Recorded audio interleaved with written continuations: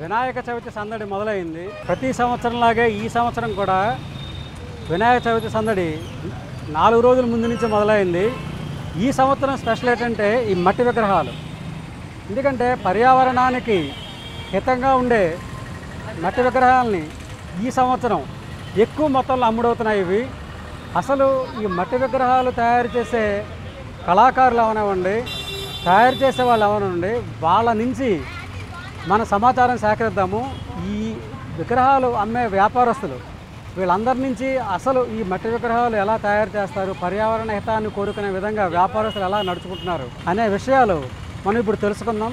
మన Zee TV Telugu channel ప్రేక్షకులందరూ కూడా వినాయక చవితి సందడిలో భాగంగా వీరు తయారు చేసే విధానాన్ని, వీరు అమ్మే విధానాన్ని కూడా అందరూ తెలుసుకుందాం రండి.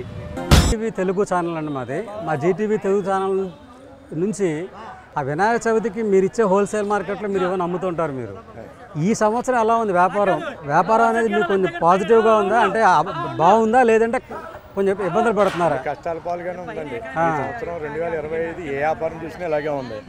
పరిస్థితి అయితే ఏం బాగోలేదు. కాబట్టి ఇవాళ పచ్చి వ్యాపారం చూస్తే ఇక్కడ ఎక్కడో అడవిలోంచి తెచ్చి కాయలండి.